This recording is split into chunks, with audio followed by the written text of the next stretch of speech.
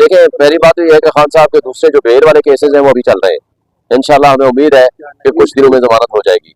दूसरे जो केसेस थे जिसमें पाबंदी लगाई गई है वो अभी अंडर डिस्कशन है, जिसमें स्पेशली जो इंट्रा कोर्ट अपील फाइल की थी गवर्नमेंट ऑफ पंजाब ने, वो हाई कोर्ट के डिवीजन बेंच ने ऑब्जर्वेशन दी है कि हम उसको डिसमिस करेंगे। इसलिए हमारा वो जो मेन केस है मुलाकातों का सिलसिला वो जारी हो जाएगा। जो सिक्योरिटी रिस्क वाला काम जो नोटिफिकेशन किया है उस पर अभी बहस जारी अभी नहीं हुई, इसलिए उसको देखते हैं कि उस पर क्या ऑर्डर पास होता है। पाकिस्तान में कौन सी जगह महफूज है? पाकिस्तान में सारी जगह महफूज हैं, बशर्ते के जो गैर महफूज लोग हैं, जो शरपसंद लोग हैं, जो डाका जनी करने वाले लोग हैं, अगर उनकी नीयतें दुरुस्त हों, अगर उनकी पंजाब और फेडरल गवर्नमेंट स्पेशली जिस अंदाज से डाका जनी के जरिए फॉर्म 47 की पैदावार है, इसलिए वो नहीं चाहते इस मुल्क में अमन हो, और वो अमन व अमान को भी प्रॉब्लम क्रिएट कर रहे हैं और अमन व अमान का मसला पैदा करके इमरान खान के लिए मसाइल पैदा करने की कोशिश कर रहे हैं। शोएब साहब, रात अली जफर ने मुतालबा किया है कि हमारे 10 हल्कों का मुतालबा है कि वो खो दिए जाए, तो हम उसके बाद अपना जो शाबोजाद है वो वापस ले लेंगे।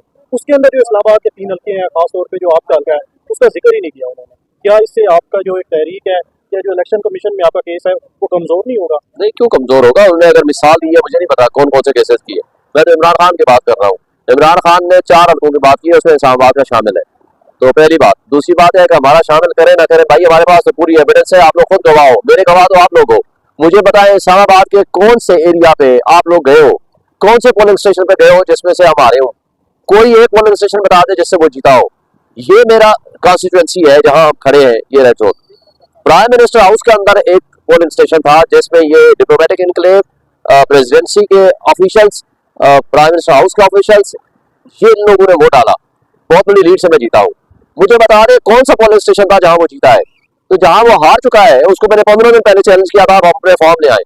जो आप टेम्परिंग की है इनके खिलाफ हम पर्चे भी कराएंगे, इन लोगों के खिलाफ हम प्रोसीड भी करेंगे, इलेक्शन ट्रिब्यूनल में जाएंगे और सुप्रीम कोर्ट में जाएंगे, और हमें यकीन है कि इंशाल्लाह हमें हमारा हक मिलेगा। ये अवाम का हक है, मेरा नहीं है।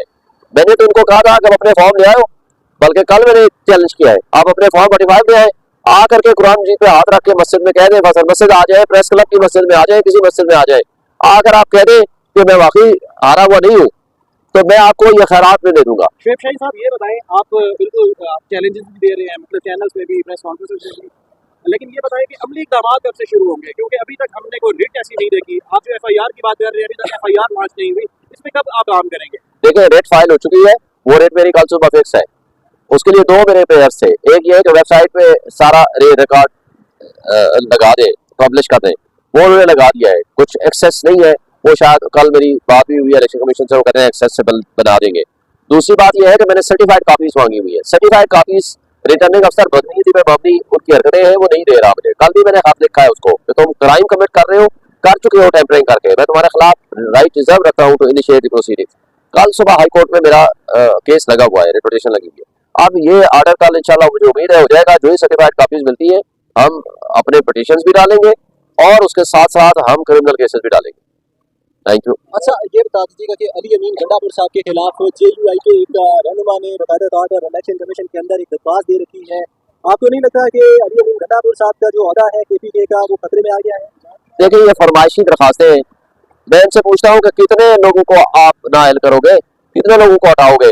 आज इमरान खान का हर सिपाही जो है ना, हर वर्कर, वो अली अमीन गंडापुर भी है, वो शोएब शाहीन भी है, वो कोई भी शख्स आप कह दे, हर वो शख्स जो है आजकल वो एलिजिबल है कि वो कंटेस्ट करेगा इन क्रिमिनल्स के खिलाफ।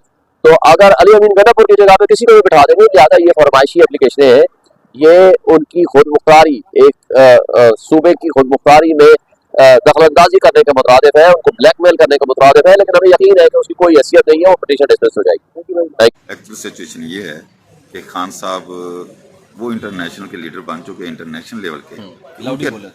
उनके जो खौफ है, उनका खौफ इनको ये है कि कहीं वो जो अंदर की बातें बाहर आ रही है ना, वो अंदर से इशारा करता है तो सारा पाकिस्तान की जो आवाम है वो बाहर आ जाती है। इनको इलेक्शन में देख लेना चाहिए। तो जो इलेक्शन था, इलेक्शन में खान साहब की काल पे ये तो कहते थे टिकटें लेने वाले कोई नहीं होंगे, इन्होंने निशान छीना, बैठ का निशान छीने। उसके बाद ये पहली दफ़ा हुआ है पाकिस्तान की हिस्ट्री में कि अवाम ने कैंडिडेट को और निशान को ढूंढ के खुद अपने आप पहुंचे हैं, किसी का कोई खर्चा भी नहीं हुआ। और MNA वो बने हज़ारों की लीड से। जो ये कमिश्नर साहब ने बयान दिया था, ये बकाया, ये तो आप तो हर बंदे को पता है कि फॉर्म 45 के जरिए सारी के सारे पीटे हुए जीते हुए हैं। और 190-95 सीटें हैं। ये जो 17 सीटों वाले हैं, ये जो हुकूमत बना के बैठे हैं, आवाम को सब पता है, आवाम छुपी। अब खान ने जो काल देता है अंदर से बैठ के, तो इस्लामाबाद आवे देखा, लाहौर देखा, सारे बंद हो जाता है, आवाम पब्लिक आ जाती है, वकला सारे लीड करते हैं। तो अली बुखारी साहब, ये परसों को जो हुआ था, अली बुखारी, शोएब शेन, शेर अफजल मरवत, सब पे इन्होंने खालिद खुर्शीद पे FIR दे दी, FIR हो गई हैं। लेकिन इसके बावजूद उन्होंने ये देखा कि खान साहब अंदर से बैठ के काल जो देते हैं वो सारा, तो उन्होंने ये सारे, मैं समझता हूँ ये प्री प्लान है, वहाँ पे कोई ऐसा सिस्टम नहीं था। तो देखें कि हमारे अदारे, अगर जेल कितनी बड़ी जेल है, वहाँ पे दहशत गर्दी है, वहाँ पे वो हिफाजत नहीं कर सकते ये सिस्टम, तो फिर अदारों को सोचना चाहिए कि हम क्या कर रहे हैं, क्या हो रहा है। और मीडिया को तो उन्होंने 2 किलोमीटर दूर तक कवरेज के लिए भेज दिया कि 2 किलोमीटर आप दूर ही रहें। इस तरह वकला पे भी पाबंदी लग गई। खान साहब की मुलाकात पर होम डिपार्टमेंट ने पाबंदी लगा दी है।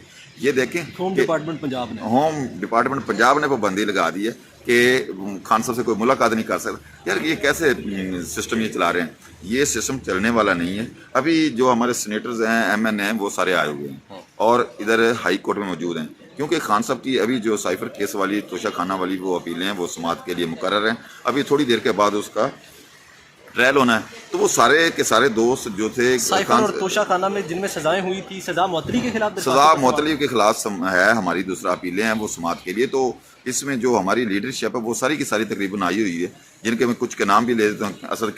असद कैसर साहब हैं, इसमें अमर डोगर साहब हैं, इसमें शंदाना गुलजार साहब हैं, और बकाया जितने भी हमारे तकरीबन आए हुए हैं 20 से 25 सीनेटर्स भी आए हुए हैं। सिख कम्युनिटी के जो हमारे सीनेटर्स हैं वो भी आए हुए हैं। तो उनको मोतबर ज़रात से ये पता चला कि वो कोर्ट के अंदर तो आ गए हाथ आगे, लेकिन ये मालूम हुआ है कि उनको कोर्ट की समाअत नहीं सुनने दी जाएगी, उनको रोक दिया गया है। वो सारे वहाँ बाहर बेंचों पे बैठे हैं। तो सिचुएशन ये है कि अब इधर भी ये आर्डर हो गया कि वकला सिर्फ अंदर जाएंगे, वो समाअत करेंगे, इन लोगों को, प्राइवेट लोगों को, इन लोगों को वहाँ पे अंदर कोर्ट के समाअत की, ये सिचुएशन हो गई। एक्चुअल सिचुएशन इसमें ये है, जो खान साहब हैं, खान साहब का इनके पास तोड़ नहीं है, इनको समझ नहीं आ रही कि हमने बैठ भी छीना, लोगों ने फिर भी इन्हें जिताया। उसके बाद जो है ये खान अंदर बैठा है सुकून के साथ, आवाम निकल आती है। इनके तो जलसे इनके कहने पे आते को, अब इन्होंने ऊपर जरदारी साहब को बिठा दिया, नीचे बिठा दिया जनाब शहबाज शरीफ साहब को, उसके नीचे मरियम साहब को बिठा दिया। तो ये सारे का सारा जो सिस्टम है ना, हिस्ट्री देख लें, इस तरह का झूठ जितना भी हो, ये तूड़ी की आप लेना, भूसा हम बोलते हैं तूड़ी, उसको आप गट्ठा बांधे, उसके साथ पत्थर बांध के आप पानी में डाल देंगे ना, वो कितनी देर अंदर रहेगा। आहिस्ता आहिस्ता एक एक करके तिनके ऊपर पानी के तरते रहेंगे। ये सारे के सारे जो है ना, ये फ्लॉप हो चुके हैं। अवाम इनको बिल्कुल एक्सेप्ट नहीं कर रही और ये अपने आप के बचाने की कोशिश कर रहे हैं। खान साहब से एक्चुअली ये डर रहे हैं। जो सारे हमारे अदारे हैं, सारे अदारे अपनी अपनी डोमेन में काम करके भी फ्लॉप हो चुके हैं और लोग मुंह पे तो बात नहीं करते, लेकिन जिस तरह का इंसाफ हो रहा है या जिस तरह के बकाया अदारों की कारकर्दगी, ये कारकर्दगी तो बोलनी चाहिए। जो नेगेटिव बोल रही है, पॉजिटिव नहीं बोल रही। लोग जो हैं, लोग इस निज़ाम से, इन लोगों से, इन अदारों से उनका दिल भर चुका है। वक्त ये आने वाला है कि जो हमारे लोग हैं ना, पाकिस्तानी अवाम, ये देखना आप 6 महीने साल, इससे ज़्यादा ये हुकूमत नहीं चलेगी। अवाम एक्सेप्ट ही नहीं कर रही। तो इस तरह की सिचुएशन है, तो इनको केसेस के भी सामना करना पड़ेगा। नहीं, लॉन्ग मार्च का अभी तक तो ऐलान नहीं हुआ। जो शेर अफजल मरवत साहब हैं, उन्होंने ऐलान किया कि जब 23 मार्च होगा ना, 23 मार्च वाले दिन रात को पूरे पाकिस्तान में एहतजाज की कॉल दी है उन्होंने, और वो सारे का सारा पाकिस्तान निकलेगा, रात को निकलेगा, शाम के बाद अफ्तारी, क्योंकि माह रमज़ान चल रहा है। इसके बाद हमने पूरा अमन एहतजाज करना है। ये मेरे नॉलेज में बात है। और ये जलसा में प्रेस क्लब के सामने शेर अफजल मरवत साहब और खालिद खुर्शीद साहब, जो साबका वज़ीर आला हैं GB के, और बकाया समाविया साहब, ये सारे उधर मौजूद थे और पब्लिक भी मौजूद थी। और इंशाअल्लाह ताला ये एहतजाज चलता रहेगा, पुरअमन एहतजाज चलता रहेगा। दूसरी तरफ आपने देखा लतीफ़ खोसा, सलमान अकरम राजा, उनको भी गिरफ्तार किया। इनको अब अली अमीन गंडापुर जो वहाँ पे वज़ीर आला बने हैं, इनको वो इतना टफ टाइम दे रहा है, ये उससे भी डर रहे हैं। वो भी मर्द मुजाहिद है, खान का एक मुजाहिद है, तो उस कमांडो से ये डर रहे हैं कि जिस तरह के उसने आके IG साहब को टाइम दिया और जिस तरह के वो काम कर रहा है, ये उसकी कारकर्दगी से डर रहे हैं। और ये प्री प्लान कोशिश इनकी ये भी होगी कि इस सूबे में भी, क्योंकि कंट्रोल इनका हो गया है, तो इस सूबे में भी कंट्रोल ना हो। तो ये कोशिश करते हैं, एक निज़ाम ये चला रहे हैं, ये बना रहे हैं, एक निज़ाम अल्लाह ताला के पास है, अल्लाह ताला निज़ाम चला रहा है। हम समझते हैं कि ये जो कर रहे हैं, ये अपनी तरफ से ये जो ड्रामा रचा रहे हैं या धांधला किया हुआ है या यहाँ पे ये अपनी ताकत का नाजायज़ इख्तियार का इस्तेमाल कर रहे हैं, तो ये जो इस्तेमाल कर रहे हैं ये अल्लाह ताला की तरफ से भी बेहतरी है।